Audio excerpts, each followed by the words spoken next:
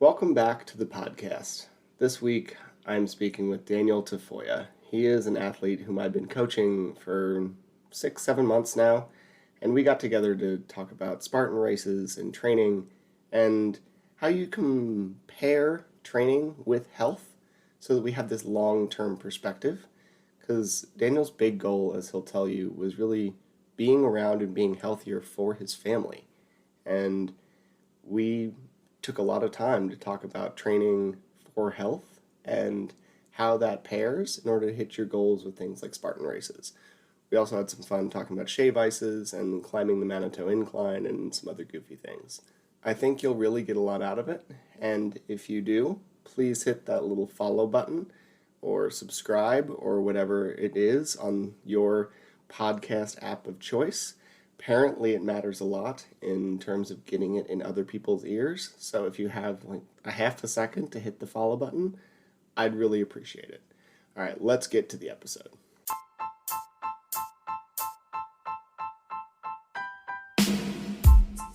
Welcome to the Trail and Ultra Running Training Podcast. My name is Will Franz, and I'm here to help you improve your training so you can have more fun out on the trails.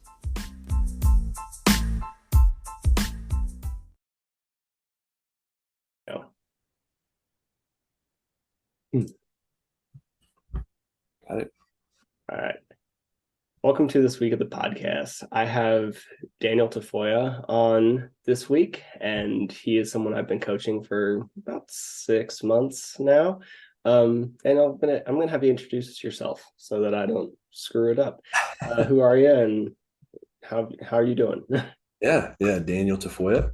I reside in Colorado Springs, Colorado, for probably the last 9 years, and was lucky enough to run across Will in I believe it was a Spartan group that someone had tagged him in as being some amazing trainer. So I wanted to check him out, and here we are 6 months later. So That's probably overstated, to be very honest, but I appreciate the unasked for plug. So I guess that comes to it. Like, how long have you been doing Spartan races then? yeah, so it was always one of my kind of bucket list items as just like an adult. I was like, I've always been athletic in one way, shape, or form growing up, and I had heard about Spartan races probably like a decade ago, and it just stuff didn't line up. Either I just didn't feel like I could do it, or just life got in the way. And once COVID hit, or it was just like probably like a maybe 6 months or so before COVID hit, I had signed up for my first race. And then COVID hit, and it got postponed. And so I believe like 2021 was the first time I could do some races. And so I was able to do a race there. And then last year, so when I did the race, it was like, hey, I checked my bucket. Right. I got it. And so my next thing was, when you started, did you start with like a 5K, the sprint, or? Yeah. Just started with the entry level, right? Just the 5K, the sprint, which for those that aren't familiar with Spartan, they have three kind of signature races, right? They have the sprint, the super, and the beast. Sprint being a 5K, super a 10K, and then the beast a half marathon, with a little bit more obstacles in each of those lengths. And so, just started with the sprint. To me, that was the pinnacle, right? It was just a Spartan race. Sure. But yeah, once I did that, I set my sights on doing a trifecta, which is to do all three of those lengths within a 12-month period. Or some people will do them in a trifecta weekend that they have sometimes, where they do it all within 2 days, which I think is crazy. And I look up to those people because that's mad crazy. But it would not surprise me if some people hearing this have done that. So yeah, it's a whole thing, man, for sure. As you can see here, though, this is what I always have it back here, because this is kind of the trifecta medal that I got to get to put together when I did those three races. But yeah, so that's kind of been my Spartan journey. I've done one in here in 2023. I hope to get another trifecta this year. as well. But Be legit, man. I know the answer to this, but where are you on this year's like trifecta path? How's so I need to do a super and a beast still. So like got the it? middle and the long one. And depending on how stuff works out from like a family and just life dynamic, probably get that done like October, November timeframe. It'd be awesome, man. What drew you to OCR? Like, why the obstacle course stuff? Well, there's a lot of obstacle course races out there, right? You hear about them. Tough Mudder, which actually Spartan Sure, purchased or they merged. that's the one I did like Yeah. 12 years ago. Yeah, Okay. so Yeah. Yeah. And there's a lot of, there's color runs and whatever, and they're like, have different stuff. I looked at Spartan as kind of, it as kind of the ability of like, I've always been a strength training type of a person. And so selfishly, it felt like a run that I didn't have to run the full time. So it allowed me to take some breaks and actually like, use some muscles. But then it yeah, also, there was a lot of technicalities in a lot of those obstacles that they have. Not all of them. Some of them are like, you have to go under a dunk wall in like ice cold water. And as long as you hold your breath, you can do that. yeah, But there's some other technical stuff that you either need to know some technical abilities or the practice them, like the rope climb, or just have forearm upper body strength for monkey bars or the beaters or whatever, the Z wall. So there's different stuff that require different types of technique a little bit, and that's what kind of drew me to it because I felt that was a little unique. Instead of me just figuring out how do I run a marathon or a half marathon, how do I run a half marathon and also compete like 35 obstacles at the same yeah. time?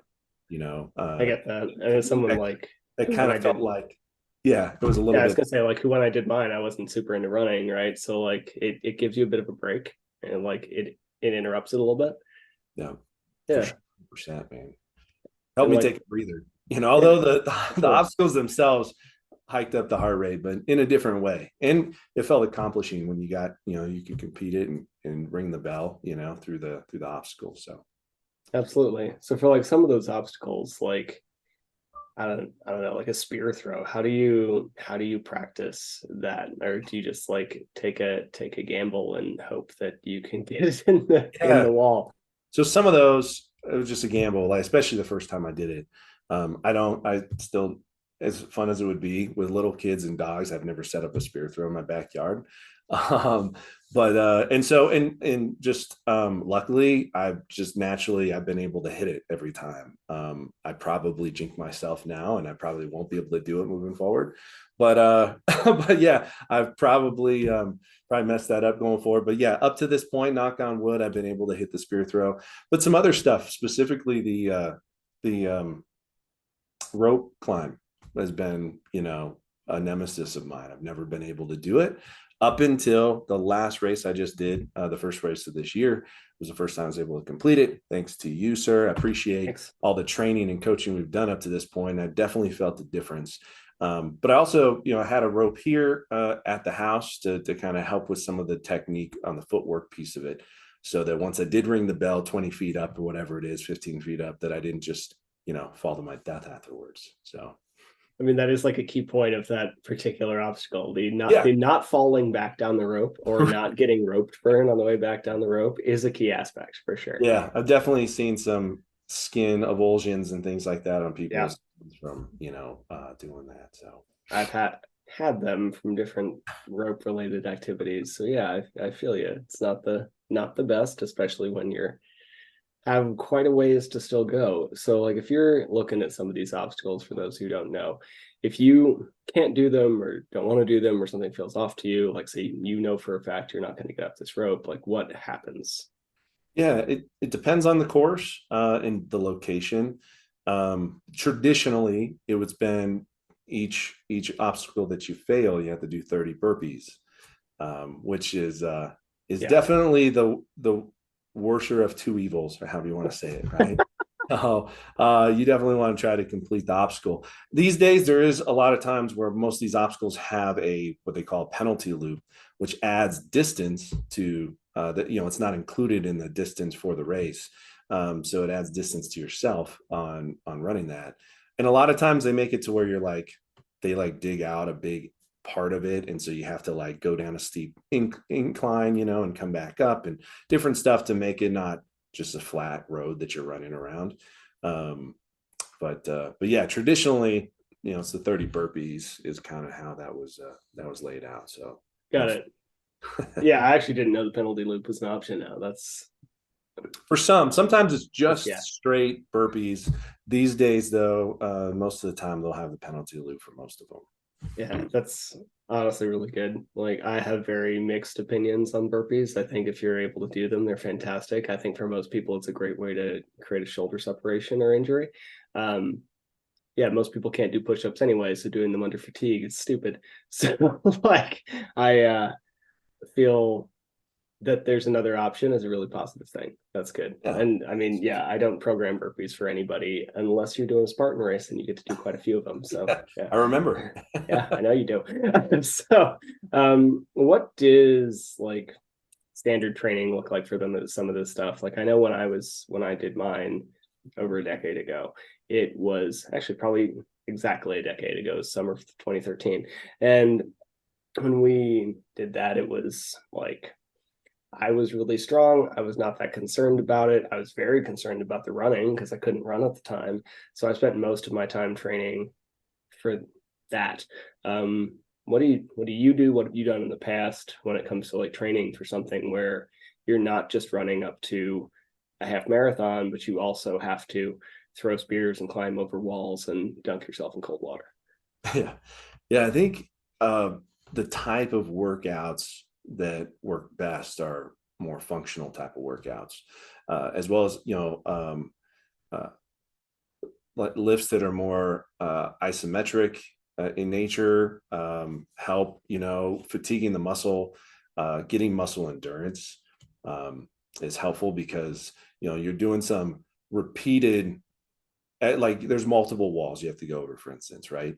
And it's like the first couple might be fine, but then along with other obstacles, you get to the last wall, and you can't get your chest up and over because your muscles are fatigued. So having that muscle, working on that muscle fatigue, and then any kind of incline that you can do, trying to do cardio at a elevated heart rate for a longer period of time, I think is helpful because of the fact that that mimics reality of what's going on a lot of times in the races. And luckily, I've done most of my races that have been at lower elevation. They haven't had a ton of uphills, but there's quite a bit of Spartan races that are done on ski slopes, Oh yeah, stuff. And so that's something that working on that is important.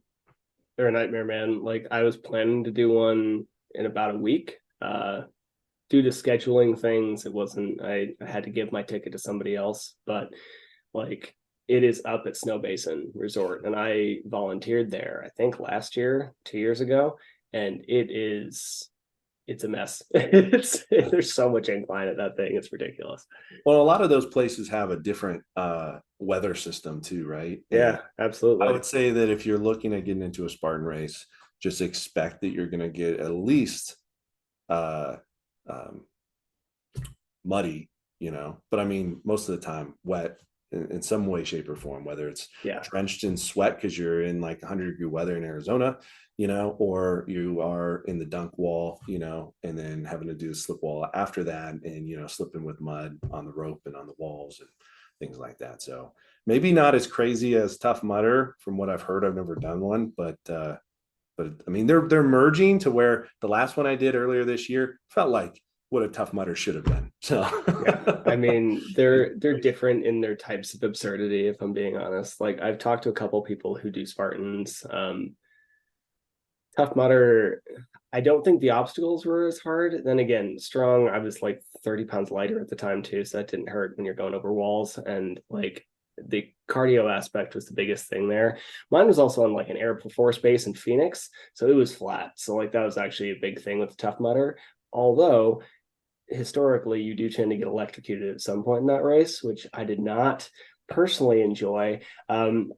My my former roommate who convinced me to do this stupid race. Like you get through these like 13, 12, whatever miles, and like at the very end, like this finish line is like in sight, and you run through these like wires, and you can either army crawl under them and still probably get tapped, or you can just book it through them.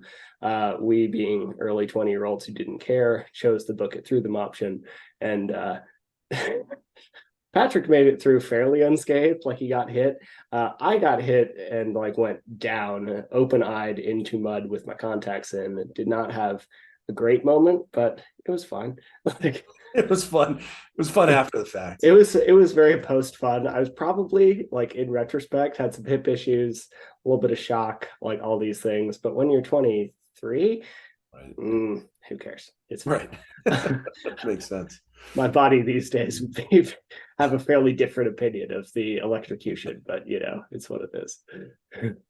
um, so when you say incline, I want to make like a mild left turn here. You are in Colorado Springs, home to like kind of the legendary Manitou incline. Have you done that? I have. I actually have How was it? about to go and do it in 2 weeks, actually, for my wife's birthday. She wants to do it for her birthday. Okay, that's a particular birthday choice. All right. And, and we've done it a couple other years on her birthday as well. I don't know why she wants to pick her birthday to do it, but it just happens to be because it's during the summer. It's beautiful weather. With a 40 to between 40 to 60 pound pack on my back as well, when I used to train for search and rescue out here too. Okay. And I'm not going to be doing that in a couple weeks. I'm just going to want to try to make it up without dying. But yeah, it's basically just it's a staircase, over a mile up. And I would say probably like every 15 to 20 steps, you look back and like it looks different because the elevations changed so much from the last time you looked, and it's just it's insane. And it's more, what's funny is it's more mentality, like mental, than anything. I mean, it's definitely taxing physically, but I think where a lot of people get in trouble is that it looks, especially on the short term, doesn't look like you're climbing up a mountain vertically, and it's just railroad ties that you're going up, and you feel like you can just do kind of a quick walk up like you would with regular stairs, and it gasses people so quick, and it's like you have to mentally just tell yourself over and over, like, slow down, right? Because otherwise you'll gas yourself pretty quickly up that incline. So Yeah, absolutely, man. And the steps thing, I think, it's a different kind of torture, right? Like anybody who's been on I've never done the Manitou. I did climb a mountain in China that like notoriously has like 5 or 7,000 like stone steps. If you take the older route, it's 5,000. It's the same height, so you can imagine the difference in step heights at some point, right? So I only did the 5,000 one. A lot of the group did the 7,000, and it's long and it's kind of a slog. It's like being on the Stairmaster in the gym. Yes, it's difficult. It's also just like difficult and tedious. Also really pretty. Like China's really pretty. Colorado Springs is really pretty. Like I like the, different views every 20 steps idea, but it's hard. it's hard, and like you said, it's like monotonous going up, especially if you're going slow. People want to just get up to the top, right? And take pictures. And so but and don't get me wrong, like there are different level of animals out there, like humans, that are crazy. Like I have to there was actually just a bear on the incline like 3 days ago that someone took a Really? picture. I have to say animals and like beasts, in terms of like human beasts going up that thing, like running up it and then actually running down, which is crazy scary to me. Yeah. But yeah, they'll run up, run down. There's people that like that's their daily activity. They'll go there every day. Daily? That feels like a lot. I don't know, man. Like this is like watching Killian like attack his vertical kilometer stuff. I'm just like, I don't know, dude. That feels Yeah. like I mean, they're doing it at 62, 6,500 feet of elevation, sure. over 7,000. You get up there, 7, 8,000, something like that when you're at the top. And yeah, I'm assuming that they're doing some of those ultras and things that are Yeah. up at the high elevation over here, like Leadville and stuff, you know. Yeah. I mean, I know people use it to train for like the Pikes Peak Marathon and That everything. too, that's So yeah. bigger, yeah, a bigger thing that they're probably using it for, yeah, to go up the Bear Trail or Bar Trail for that. So you mentioned that you did search and rescue, and I don't think you and I have actually ever really talked about that. Like, how long did you do that? Only for about a year because I I got onto the team, and I got onto the team. I think it was like in sometime in 2018. I think it was something like that. All the years kind of blend together. But we had purchased a shave ice business, mobile shave ice business, like a year later, and Okay. the busy season for search and rescue is tourist season, which is during the summer. Well, that's also the busiest season for shave ice business in Colorado, right? We can't sell shave ice in the wintertime. And so I had to kind of take the investment as precedence over a volunteer role. But, I had always had an affinity for like EMS and fire. And I had looked again in the fire department back in Phoenix in another life. And so this was kind of scratching that itch. I was thinking I'd get El Paso County Search and Rescue and do that. But I mean, although it's a volunteer organization, it's uh, um, a lot of hours that they ask of you, 20 Mm-hmm. plus hours a month for that. And, whether it's committee work, training, and then going out on calls. And I just couldn't swing that with the business. So You get that. had to take precedence. But yeah, it was a lot of, I mean, you're having to do a lot of like rappelling, and um, and lugging a bunch of equipment, up and down, trails and whatnot. So I had to train for that in kind of different ways. Kind of similar to Spartan, a little bit more functional training, throwing stuff over my shoulder, sandbags, right? Or loading up a pack and carrying that pack on my back and going for, miles at a time. So, Yeah, absolutely, man. I mean, I could definitely see a ton of crossover between those two. I mean, I've talked to people who I was just on the phone the other day with someone who I knew in Korea who's now in the fire department, and like the way he and I were talking about training is very similar to the way I was talking to you about training for Spartan. Like they have a lot of crossover, so that makes a ton of sense. yeah, 100%. So like for I know this is not exactly what I intended to go down, but like for search and rescue stuff, like I am not I don't know a lot in this area. Like, but I do spend a lot of time in the outdoors and probably do a lot of ignorant shit that I probably shouldn't do. Any advice for those of us who spend a lot of time outdoors um, to better take care of ourselves? Like just simple stuff. I'm not saying you necessarily need to know everything, but basic stuff that like we might be overlooking. Yeah, no, good question. Um, uh, don't go up the incline with flip flops on and pregnant, or go up 2 weeks after having a heart bypass surgery. No, Or, but yeah, no, for real. I've seen people hiking in heels, and like it yeah, just seems those were actual calls that came in on the incline for wow. people that have done that. So I joke, but yeah, I don't think anybody's hopefully going to do that. I hope not. They had. That's why I give a little PSA for that. But no, in reality though, like just I think one is making sure you have an adequate amount of water. You are properly clothed in breathable, cotton type materials. And then you also let someone know where you're going and when you should be back. There's plenty of apps out there, All Trails, a Karen app.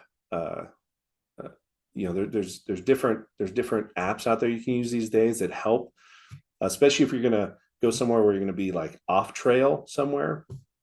There's a way to, you know, have it alert people that are in your like circle, in that app if you're not back at a certain time, or that you had set in there, and they can try to reach out to you and they can help to get local authorities involved if they need to.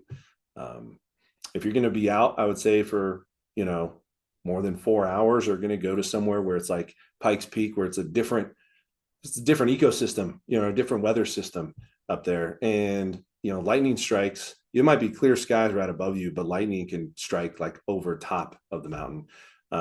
And most of the time those roll in mid-afternoon and you'll get caught in it. Right. So you're gonna be out for a longer period of time. Sometimes it's good if you have one to bring like a GPS that has an SOS. They're usually not expensive these days, and it's super easy to carry on you. And just in case, if someone has a medical emergency, it's gonna be a lot faster for search and rescue to get to them than for you to try to figure out how to bring them down off the mountain. If you're going out with someone, but yeah, especially if you're going out on your own, doing those, just even those little things would help a ton just to keep you safe. I like those a lot. And I think it does seem so simple, just like tell someone where you're going, right? Like that is something I do try to do every time. And it can make a big difference. And then you and I are both desert people. So I think a lot of people overlook this, but it's like water. Right? Like Yeah. I feel like every year I hear about someone moving to the desert from not in the desert, and like they go out for a 40-minute effort and either die or almost die from like heat stroke. Like bring water, always bring water. Yeah. Yeah. And just knowing, especially if you are going out somewhere where, you're not familiar with the terrain, or you're not familiar with the weather. A lot of people take that for granted too, right? But heat exposure, cold exposure, rain, all that stuff play a lot bigger factor than you realize, especially as time goes on. One of the calls we had was like he was like probably no more than like 20-year-old like adult kid. He just went out in a t-shirt, shorts, and had like one of the like Costco bottle of water and like Skechers shoes. And he decided to try to climb up a big mountain out here. And he would just, and he kind of lives kind of close by. He decided to go out, and it's like his thought was just like, why follow the trail? Because the trail meanders. Like, I want the fastest way to the top, and fastest way between point A and point B is just straight. So he tried to go straight, and he ended up cliffing out. It had rained a ton for weeks on end before. So like every step there's rocks or boulders coming out from under your feet, and he had cliffed out. And of course, he went out with his cell phone that probably at the time had maybe 20% battery left at the time. When he called 911, it was around single digits, and it had, it had, it went dead by the time search and rescue was like at the mountain. But at least they had a triangular like place around the mountain where he probably was. But again, there was just, it's all these multiple factors, right, that play into it and build off each other. He wasn't properly clothed. He didn't bring enough water, right? And he wasn't smart around like how he was going to hike, because he didn't have experience hiking off trail and wouldn't know how to get back. And he didn't really tell anybody, where exactly he was going and when he was going to get back. The only way we knew where he was because of his 911 call. You end up okay? Yeah. Good. Yeah, it was I think it was a 7-hour mission that I was on for that. Wow, man, that's a I think I while. had left my house around 8 o'clock, got to where I needed to be around 7:30, 7:45, and or 8:30, 8:45. And then we ended up finding him like around 9:30 and didn't get like down off the mountain until like 2 or 3 in the morning.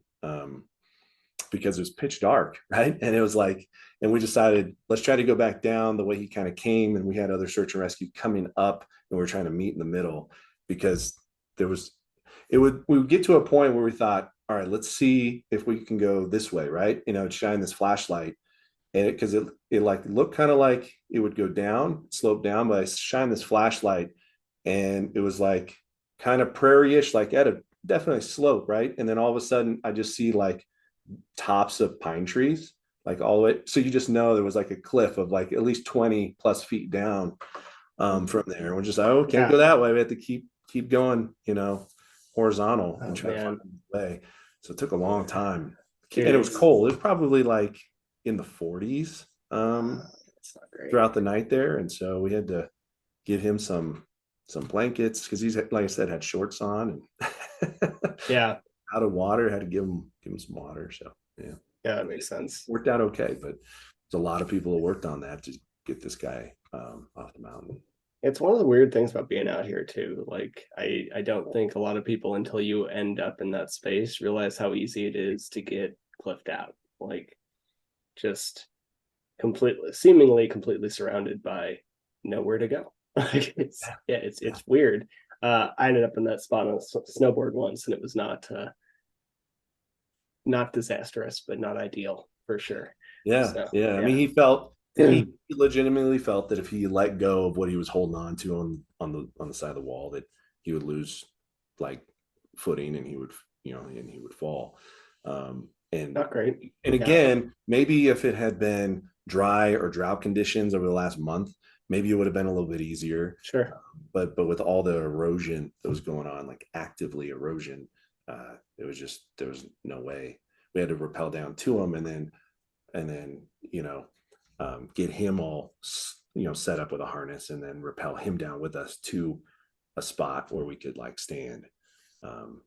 So it was that was probably like one of the biggest missions I went on in Yeah. that 12-month period I was on the team. That's cool, man. It's Yeah, cool you did that. Love yeah. that. Yeah. So I guess what made you open a shave ice place? That sounds like a interesting thing from what I know about you. Like how why a shave ice spot? Well, we've always been I at least always been kind of entrepreneurial in spirit, and um, we had been going to it was a mobile like shave ice trailer, and we'd been going there for a couple of years since we had moved to Colorado. Loved it from Arizona. Would go to some shave ice places out there, and this was a kind of authentic Hawaiian shave ice. Wasn't an actual snow cone, but it was like getting it at Hawaii. So what is the distinction there for those who So do yeah, not know the difference? the biggest distinction is that like a snow cone is usually this crumbly ice that was just kind of chewed up in a machine. A lot of times it's like chip ice that's done that way. And like all the syrup kind of just goes down to the bottom of the cup after you put it on, doesn't soak up with the ice. Shave ice in Hawaiian version of shave ice, or in Japanese style shave ice, it's shaved off a block of ice, and so it's a full block, solid block of ice. It's shaved really thin, and it's very like fluffy, and it absorbs the syrup, kind of melts in your mouth. You don't feel like you really have to chew it. So it's divine. I I love love it, man. Yeah, the Koreans make one called bingsu that's like Yes, they'll yeah. often do it out of milk. So it's like Mhm. kind of like ice cream, but the texture of And shave it's like ice. flavored, It's all different flavored. Yeah, yeah, spot on. Miss it immensely. Yeah. it's good stuff, man. We had all the authentic flavors, make it with real cane sugar instead of high fructose corn syrup, and we got most of the flavor syrup concentrates from Hawaii, a distributor in Hawaii. But we had purchased it from the original owners, and we had owned it and ran it for about 3 years. Just sold it last year. Good experience from a retail kind of food service industry experience. That's awesome, man. But decided we wanted to have our summers back. So I can see that. and Yeah. then of course Wild Hair started thinking like, oh, maybe I can get back into search and rescue. So we'll Yeah. see. There's definitely some like I could see how that might lead back to that. That's Mhm. cool. Yeah, I knew a woman who like she takes care of all the lifties. Her name's Mel. She runs a bar down in Heber. If you're ever in Heber, Utah, go to Melvin's. Good bar. Anyway, she ran this coffee shop at the base of Park City, and like everybody who works there, she gives you coffee for like $1, whereas like it's a lot more than that. And everybody loves Mel. They run a like ice cream shop in Heber, or used to. It was also like a shave ice creamy kind of shop in Heber for a really long time in the summers, and it was cool. I think they like. I don't think it's open anymore. I think it was in favor of the bar, but yeah, it's a cool spot. That's awesome. Yeah, I'll have Yeah, to check it out next time I go through there. yeah. If you're ever through there, anybody ever through Heber, like it's a bar restaurant. You can take your kids because in Utah that's not always true. And Mel's is a great spot. So anyway, as far as like hiring a coach and doing that stuff, like you mentioned, you found me in a Facebook group. I appreciate the kind words. It's not really what I'm looking for here. I actually kind of wanted to ask you about um, motivation and priorities and purpose and stuff. Because, like, as you Yeah. said, you've been an athlete for a long time. You've lifted, like, you can do, most of us can do a lot of this stuff on our own, right? Like, we can own that. I can own that as a coach. What caused you to like want to get a little help for a little bit? Yeah, no, I appreciate you asking. I think there's kind of multiple factors that went into play with that. I felt like I had some medical stuff that came up after COVID, after I had gotten COVID, and and stuff that it seemed like never cropped up before. So regardless on what side of the fence you're on about all that stuff, you know, I feel like I personally experienced issues around having COVID, Sure. and so and some of that really affected me from a physical perspective, and an athlete developed even mental stuff. I developed like health anxiety and some other stuff, and so I think I hung on Spartan as something that I felt like if I can do this, and I did my first race after having COVID, and I felt like I was like the worst part of my life at COVID, and then 6 months later be able to run this race, and I felt like I got to that pinnacle, and I Yeah. can't, and it felt great. But I've had stuff since then that I felt like although I hung my hat on wanting to be better athlete from a Spartan race perspective, I think I really was looking for help from just holistic, just health and wellness, and trying to be better from a health perspective. Never been the best like eater from when it comes to like quality of food. I think a lot of people can attest to that just in the Western diet and culture we're in. Yeah, man. I mean, pizza's I don't. tasty. It's Yeah, good. yeah. Yeah, I don't for run through sure. McDonald's 7 days a week. I'm not at that level yet. Who knows? But no. But I also don't eat celery all day. Which is Yeah. probably just as bad for you, but in a different way. Think I can about tell you for a it, fact it's just as but bad for uh, you in but a but different way. regardless, However, yeah. I think I needed some of that extra attention, and accountability was a big thing. And, because I think so much around health and wellness is a mindset piece. And I think we can get into a spot where we are complacent and we just kind of go through our daily motions. And then you look back and maybe from day to day, it doesn't seem like you made an impact one way or the other. But I don't know if you're familiar with the book Atomic Habits, but Yeah. it's Yeah. talking about kind of the 1% changes, right, that you can make, in these minuscule or atomic, small little changes you can make, but they add up over time to a very large change, whether it's a habit or whatnot. And so same is true here, right, for fitness and for health and for diet or whatever you want to focus on. From a mindset perspective, we're so short-sighted, and especially in this society today with social media and everything, it's instant gratification and everything is perfect and everybody's lives are great and whatnot. So we've seen all these snapshots, and you look back on your day or the previous day and you're like, well, I had that burger, or I had this, or I missed my workout here, but I feel the same, or I feel that's fine, right? But then you look, if you keep doing that in like a week later or a month later or a year later, all those little things, they add up in one direction or another. And I think for just too long I was going down a direction that in the long term I probably don't want to go down from a health perspective. Yeah. And so that's why coming to you and looking for coach and looking for help was really about that accountability, and being able to look at what direction do I need to take, with those little tiny habit changes, right? It's just making sure that I have X amount of workouts per week or per month. But that boils down to making sure I get my workout in for the day, right? Because then it starts to add up to the amount that I need for the week and the month, right? And similar, when it comes to meditation, when it comes to, diet, any of that stuff that kind of help you out. I think those little things is what really adds up over time, that consistency. Yeah. I agree. And kind of in the same vein of what you're saying about how all the like bad stuff can add up over time. I don't think like I think once you end up in that spot, it's also really hard to realize how deep into it you are. Um, I think this is why things like Whole 30 have been so life changing for some people, right? And like I'm actually not a huge fan of these like aggressive protocols. It's not my jam. But like after you do something for long enough, it just kind of becomes normal. And I'll say this like for me, for like a sleep perspective, like I do better than average on very little sleep.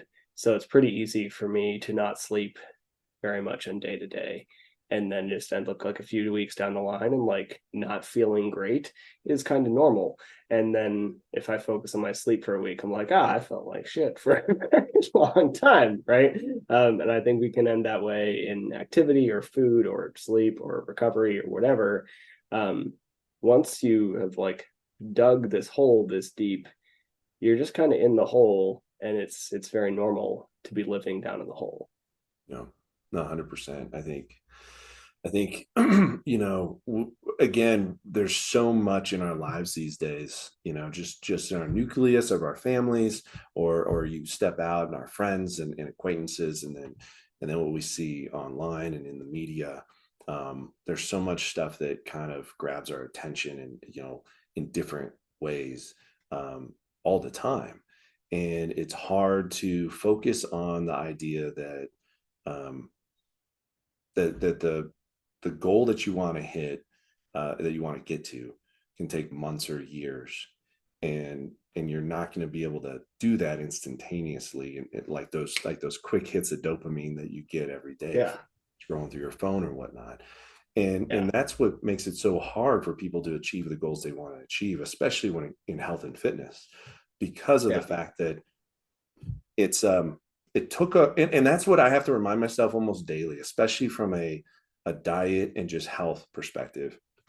Just to share, and I know I've shared with you that, I was technically diagnosed with non-alcoholic fatty liver disease, and I'm actively working on fixing that, right, of reducing the fat concentration in my liver. um, and I have to remind myself every, because I feel generally healthy, never been technically overweight. BMI is a little higher, but I also have a lot of muscle mass. And I've never been diabetic, never been a lot of these things that say they predispose you for you know non-alcoholic fatty liver disease. yeah, And so absolutely. I have to always like remind myself that it probably took years Yeah, of lifestyle to get me to where I'm at today. And so I can't fix years of that with days or weeks of something different, right? It's going to take months or years to come back from that. And it's just a mindset change, right? You have to have that yeah, mindset and that fortitude to understand that consistency is what's going to get you to where you need to be, and just to work on that, and not think that you have to change everything. One big thing for me was just, hey, I want to get up and take the supplements that I want to have every morning, like first thing, and have some meditation. And if I can fit these in on a daily basis every single day, eventually it will become habit. And that's like one of the first things I think of now every time I wake up. All right, before I do anything else, before I go run and get her coffee or make a coffee or whatever. um, I used to be like 80% still asleep, and that was my first thing, was I want coffee. I want a little bit of coffee on my cream and sugar, is what it really was, right? And now it's like I got to do these healthy things first, or at least in my mind, these things are gonna make me healthier. So yeah, become habit, and it's just those little things that you do on a daily basis to change stuff on a bigger scale. yeah. I mean, you couldn't be more right. Like it is an appreciated perspective on my end to have someone else say like it takes a while, right? And like I have some version of that conversation probably every day for being serious, like definitely a few times a week. And It is just hard. And sometimes that conversation is with myself. Like that is not like it's not like I'm immune to it. Every coach I know goes through the same shit. Like it's hard. Like you don't want to. We as humans are not great at the long term perspective on things.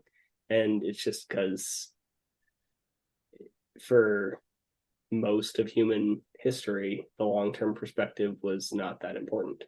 Like you were much more likely to die of very present spear, disease, or tiger than you were from like NAFLD or whatever, right? It just wasn't NAFLD, not an alcoholic fatty liver disease, blah, blah, blah, for those who don't know. And it's going to be like just not the first thing in your brain. Yet we're living a lot longer. We are a much more global society. Like some of these long-term perspectives that we do not do very well at taking cause a lot of problems. So yeah, I appreciate like even looking a year down the line, maybe two, you can make an insane amount of progress. I mean, you've seen it, and I've seen it in most people. If they're willing to commit a good year to a process, you're going to make an insane amount of progress.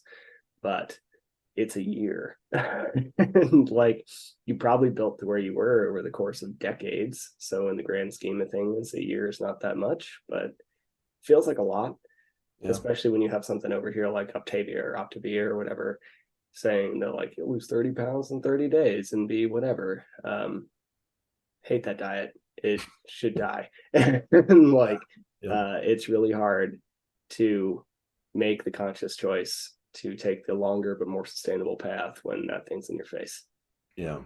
Well, that one specifically, I think they tell you you're not allowed to work out because You're not, end because up you're on an 800 calorie diet. You actually die. yeah. Like, Which yeah. I can't not work out. I can't not like get in a gym is a specific workout. Yeah.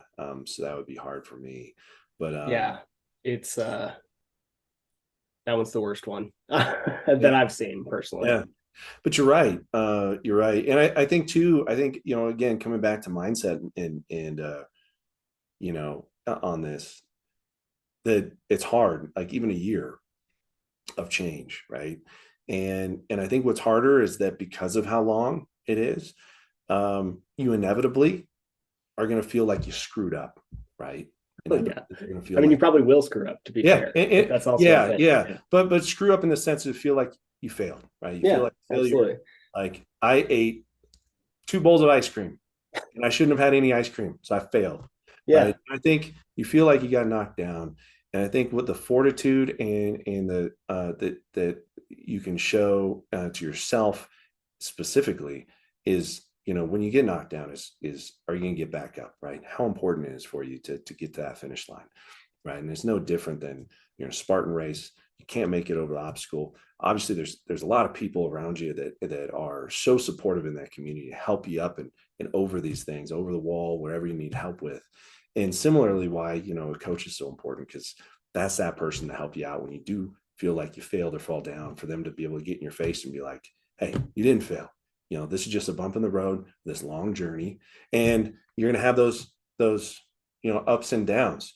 But as long as there's more ups than downs, your trajectory is going to be in a positive slope. yeah. And I think like And that's you just just made the analogy to a Spartan race, and it's actually it just spurred something in my mind that's so relevant to what you're talking about. Like the thing that I see most people do, myself included, for years, I think I'm better at this now. When you do screw up, when you do like have the short-term failure, so many people like punish themselves for it, right? Which sure kind of feels emotionally good in the moment.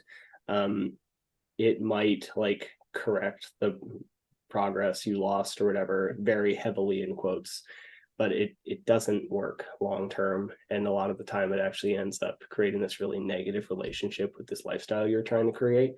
And like for the comparison to a Spartan race, like if you miss the spear throw and you have to do 30 burpees, or you miss the spear throw and you have to do your loop, you don't then also do the next obstacle twice. Like you don't like double down on punishing yourself. You just like move on and do the next one. And that's kind of where we are in this long-term like health and training perspective too. Like I have to tell people this is definitely weekly where someone misses a workout because their kid was sick or something, right? Like, or just it wasn't a good day. And they're like, should I do 2 tomorrow? I was like, no, the day's gone. Like, move on. Right. Like we might tweak the next workout, depending on if one like was leading to another. But like I don't think I've ever had. I had a triathlete once that like we would double up occasionally because like tried to get the bike in for the week and we'd cut both shorter. But it wasn't like you put 2 days into one because you missed a day. It just ends up leading to not as good of a workout. So like yeah, same deal here. Like you just kind of move on and take the next step. Yeah, yeah, exactly, man. I 100% agree. I think that's inevitable with like any part of life, any facet of life. I mean, raising kids, right? You can't just raise them perfectly every single day. You're gonna feel like a failure as a parent a lot of days. Um, but I think also to that point, and kind of it bleeds a lot into all of this we're talking about is like because you feel like a failure means that you care, right? That you actually care about your kid being better, right? Or your health to be better. You know, if you screw up and you're like, well, I don't, whatever, I don't care. That tells a lot about what are your real priorities, right?